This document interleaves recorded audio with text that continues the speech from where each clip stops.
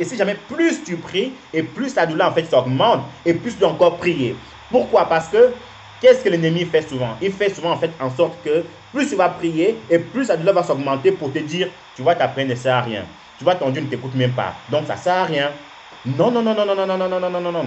Tu dois lui dire, ok, tu augmentes ma souffrance, tu augmentes ma douleur, moi aussi je veux augmenter au niveau de la prière. Vous voyez un peu, l'enfant de Dieu ne doit pas faire attention aux obstacles. L'enfant de Dieu ne doit pas faire attention aux douleurs. Il doit seulement en fait se confier, se focaliser sur sa prière. Pourquoi j'insiste encore sur ça? Parce que si David avait regardé de manière physique Goliath, David ne serait pas parti. Non, non, non, non, non, non, non, non, non, non, non, non. Regardez vous-même l'image. Regardez vous-même l'image. C'est comme si un enfant de 7 ans, en fait, aujourd'hui, se bat contre un jeune homme de 30 ans. Il n'y a pas photo, il n'y a pas photo. Mais David va se souvenir de l'Éternel. David, la Bible nous dit qu'il a pris 3 pierres. D'où le thème de ces messages, 3 pierres. Mon frère, ma soeur, il a pris 3 pierres. Oui, merci. Il y a notre pasteur, futur pasteur Joanne qui me rappelle que c'est 5 pierres. Merci, fiston, que Dieu te bénisse abondamment.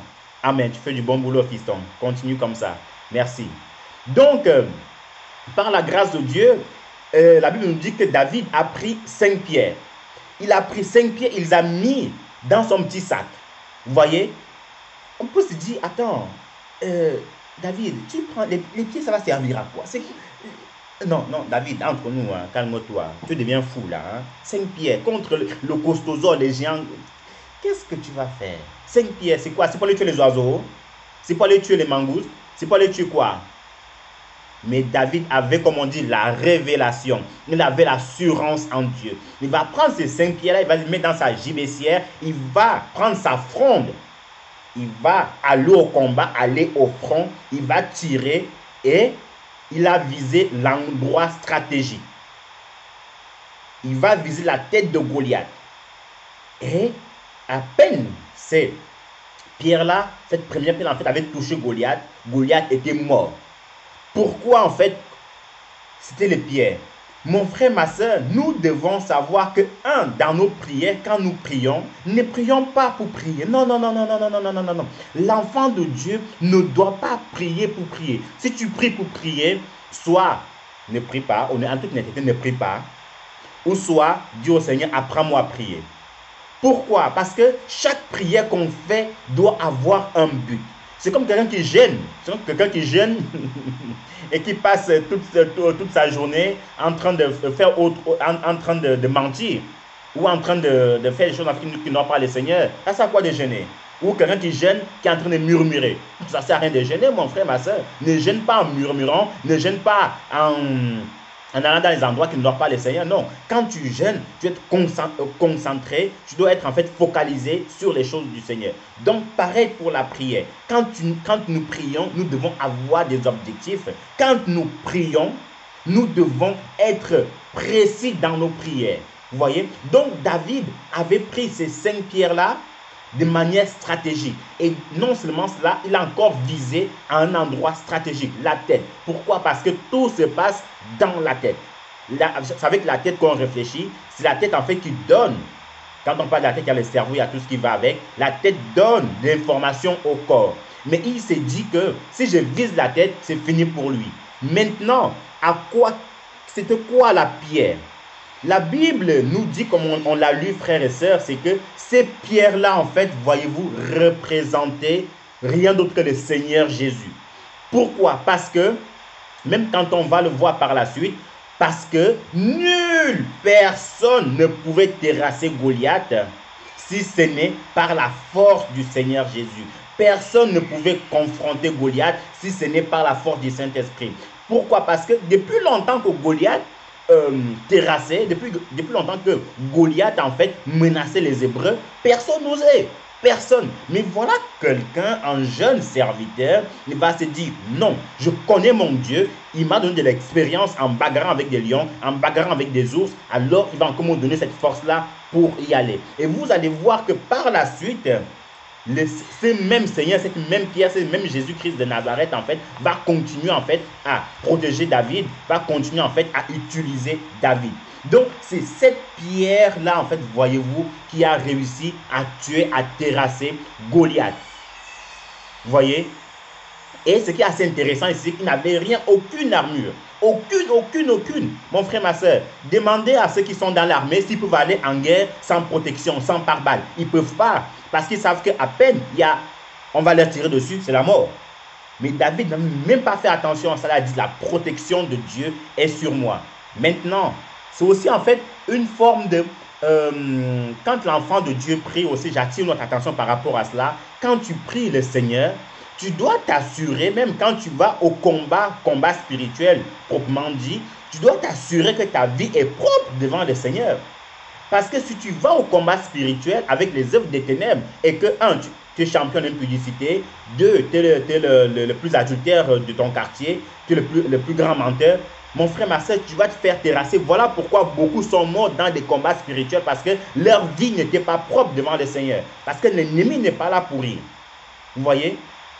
Donc, David, n'ayant pas aucune protection physique, mais il avait la protection spirituelle. Voilà pourquoi il a pu remporter ce combat-là. Voilà pourquoi il a pu vaincre Goliath. Nous continuons. Nous voyons encore au temps de Daniel, cette pierre qui va encore venir pour terrasser, pour briser en fait les pieds de la statue de Nebuchadnezzar. Aucune autre pierre, aucune autre personne en fait ne pouvait le faire. La Bible dit que la pierre, oh mon Dieu, la pierre est venue de nulle part. La pierre est venue de nulle part. Ça veut dire quoi? Ça veut dire que, mon frère, ma soeur, ta solution viendra de quelque part, de nulle part. Enfin, elle viendra de nulle part. Tu ne sais pas où elle va venir, mais elle viendra de quelque part. Donc, nulle part, ça veut dire que tu ne sais pas si c'est un frère, si c'est une soeur, mais la solution viendra de quelque part. Cette pierre-là, en fait, la Bible dit qu'elle est venue de nulle part, nulle part, nulle part. Ça veut dire que ton problème de stérilité, ton problème de maladie, ton problème de je ne sais pas quoi, la solution viendra de quelque part, mais on ne sait pas d'où. Vous voyez, on ne sait pas d'où, mais il y a un créateur assis au ciel, qui voit tout, qui sait tout, qui gouverne tout, qui contrôle tout et qui écoute ta prière. Alors il viendra ouvrir ta matrice pour mettre un enfant. Il viendra et dire au problème, comme il est écrit dans le livre de Zacharie, qui es-tu, grande montagne, devant Zorobabel? Donc, qui es-tu, problème, devant mon fils? Qui es-tu, problème, devant ma fille? Et le Seigneur, en fait, enlèvera, te débarrassera en fait ce problème-là de ta vie. Mais toi, tout ce que tu dois faire, tu dois être en accord avec le Seigneur. Parce que la Bible dit que Dieu n'exauce pas les pécheurs. Mais si quelqu'un se consacre à lui, si quelqu'un se livre à lui, alors le Seigneur dira, celui-là, il a touché mon cœur. Celle-là, sa prière, j'ai vu des personnes prier, mais lui là, elle là, sa prière elle est spéciale. Vous voyez un peu. Donc la pierre est venue de nulle part. Personne, on ne sait pas. Mais elle est venue, elle a brisé les pieds de la statue de Nebuchadnezzar et elle est tombée. Pourtant, quand on voit un tout petit peu la statue, il y avait différents en fait royaumes qui composaient en fait cette statue-là. Vous voyez un peu. Donc, mon frère, ma soeur, le mystère de la pierre. Et cette pierre-là, en fait, ce n'est rien d'autre que le Seigneur Jésus-Christ, en fait, qui est venu montrer à Nebuchadnezzar que, tu vois ta statue-là, tu la vois, elle est costaud, elle est ceci, elle est cela. Il y a le royaume de Perse, il y a les Romains, il y a les Mèdes et les Perses, il y a ceci, il y a cela. Mais tout cela, ça m'importe un peu. Moi, je vais la détruire pour te montrer que je suis le Seigneur des Seigneurs, le Roi des Rois et le Dieu des Dieux. Et elle est venue, la statue que tout le monde adorait. Regardez un tout petit peu la troisième image. Elle s'est effondrée, écoulée. Et puis, qu'est-ce qui s'est passé? Même Nebuchadnezzar, en fait, était étonné. Donc, mon frère, ma soeur, cette pierre-là, nous en avons besoin. Et le Seigneur continue à dire à l'apôtre Pierre, même avant d'arriver à l'apôtre Pierre, dans le livre des Psaumes que le frère Prosper a lu, Psaume chapitre 128, le verset 20 au verset 24, la pierre qu'ont rejeté les bâtisseurs est devenue la principale de l'angle. Frères et sœurs, pour ceux qui ont fait un tout petit peu de maçonnerie ou dans le bâtiment, mon frère, ma soeur, quand on dit la principale pierre de l'angle, ça veut dire quoi? Ça veut dire en fait que cette pierre-là, elle a une position stratégique dans la maison. Cette pierre-là, elle a une position stratégique à l'endroit où on la pose. Oh là là.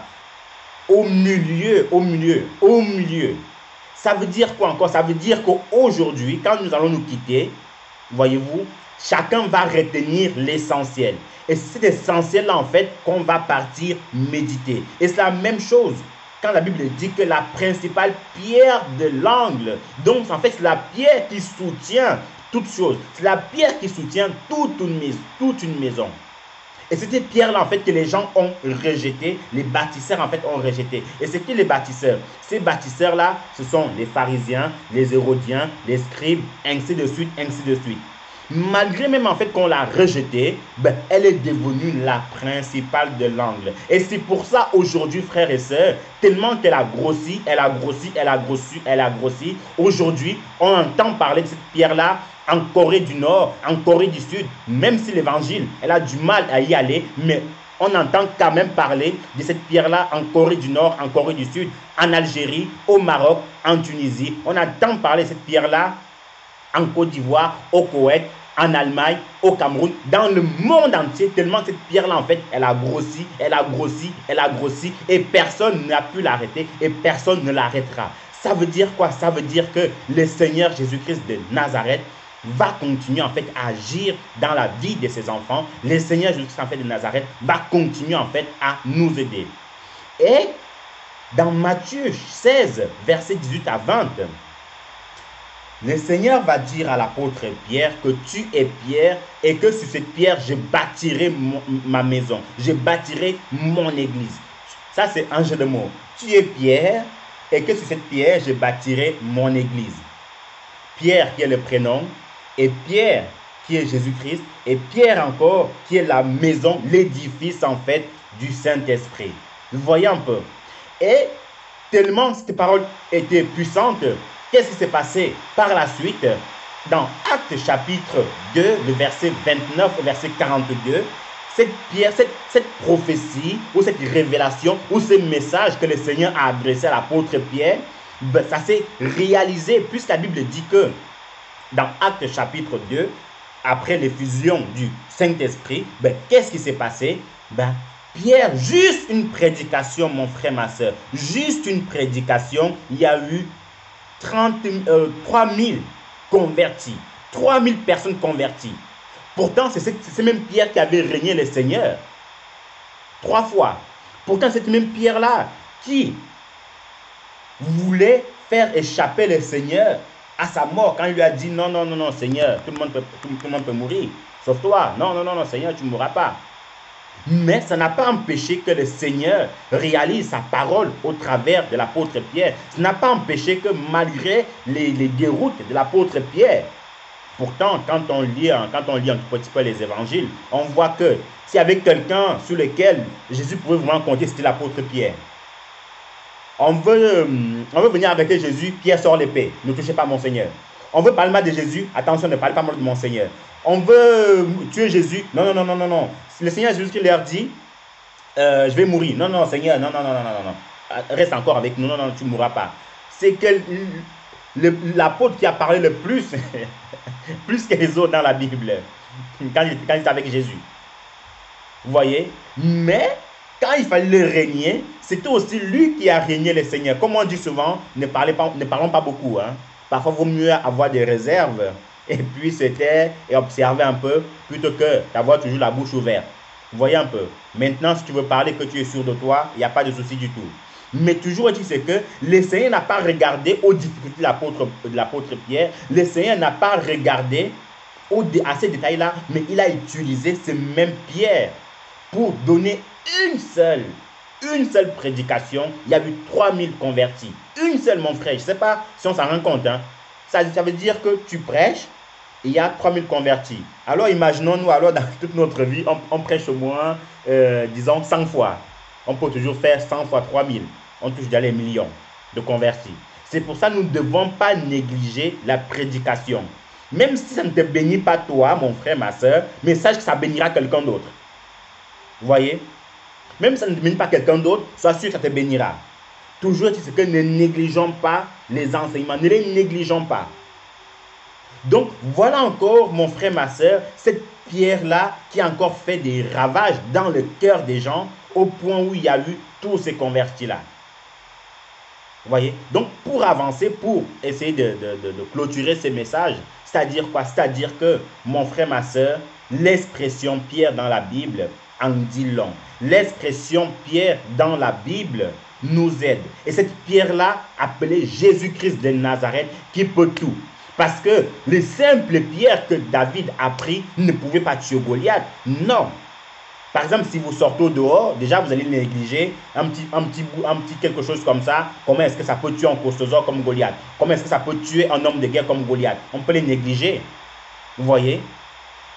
Mais David a compris la révélation. David a compris que non, j'ai confiance en mon Éternel, j'ai confiance en mon Dieu. Et si je vais au combat, c'est pour défendre, oh là là, c'est pour défendre la cause d'Israël. Donc mon frère, ma soeur, sache que même dans tes prières, quand tu pries, défends toujours la cause du Seigneur.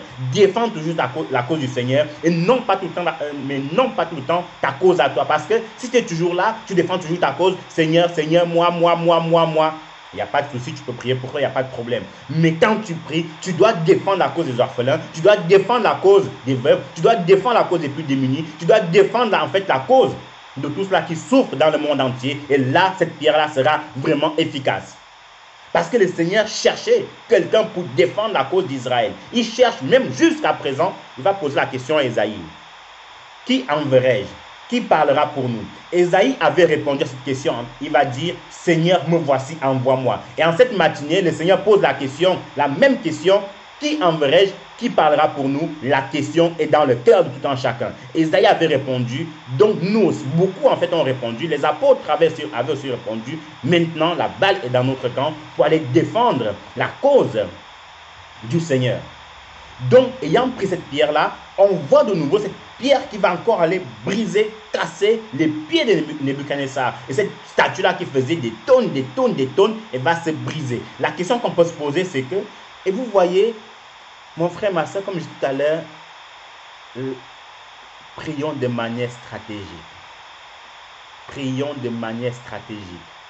Pourquoi le Seigneur, David a tiré sur la tête et non sur le bras? Parce que le bras, Goliath aurait peut-être mal, il n'y a pas de souci, mais il a visé la tête.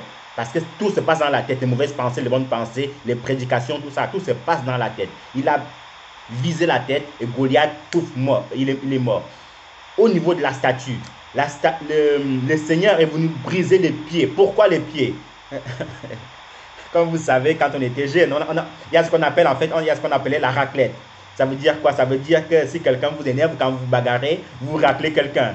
Et quand vous raclez quelqu'un, ce n'est pas sur ses pieds, il tombe. Vous voyez? Donc le Seigneur a utilisé les pieds de la statue pour que la statue puisse tomber en entier. Parce que si c'était au niveau du ventre, la statue va peut-être se casser. Mais il va utiliser de manière stratégique les pieds. Parce qu'en touchant les pieds, tout allait s'effondrer, la tête jusqu'au dernier orteil. Donc, soyons toujours comment, je ne sais pas si on dit ça, des stratèges. En tout cas, il faut prier de manière stratégique dans nos prières. Et ayons un but précis quand nous prions. Ne prions pas pour prier. Non. L'enfant de Dieu ne doit pas prier pour prier. Non. Si tu pries pour prier, non. Et ne prions pas en désordre. Ayons des objectifs et remettons-les entre les mains du Seigneur. Donc, mon frère, ma soeur, ce matin, c'était le mystère de la prière. Que le Seigneur vous bénisse abondamment. Continuons à utiliser cette pierre-là qui viendra terrasser nos ennemis, qui viendra terrasser nos problèmes et ne pleurons pas. Non.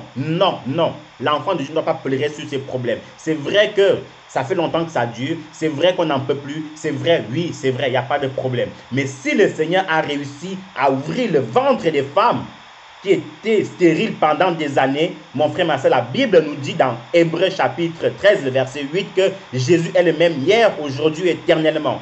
Donc, ça veut dire qu'il a ouvert le ventre de Sarah, le ventre de Rebecca, le ventre de Rachel, il peut aussi le faire pour toi. Si le Seigneur a guéri les paralytiques au temps de Pierre, au temps de Jean, en son temps, il peut encore le faire de nos jours. Si le Seigneur a brisé la statue de Nebuchadnezzar, il peut aussi briser en fait les statues d'aujourd'hui. Et je me répète encore sur ces derniers versets, Zacharie, le livre de Zacharie qui dit « Qui es-tu, grande montagne, devant Zorobabel ?» Donc en gros, qui es-tu, problème, devant mon fils? Qui es-tu? Et ce n'est ni par la force, donc ça veut dire que tu ne peux pas vaincre avec ta force à toi. Tu ne peux pas vaincre avec ta force à toi. Tu ne peux pas vaincre avec tes raisonnements que s'il fait comme ça, il y aura comme ça, A plus B égale à Z, et Z plus... Non, non, non, non, non, non, non, non, non, non, non, non. Ce n'est ni par la force, ni par la puissance, mais c'est par mon esprit. Donc c'est l'esprit de Dieu qui amène la solution à nos problèmes. C'est l'Esprit de Dieu qui brise la statue. C'est l'Esprit de Dieu qui ouvre les portes fermées dans nos vies. C'est l'Esprit de Dieu qui nous amène sur le droit chemin et qui terrasse nos ennemis. Que le Seigneur vous bénisse abondamment. Merci pour votre écoute et que son nom soit loué. Merci. Frère Franck, tu as la parole.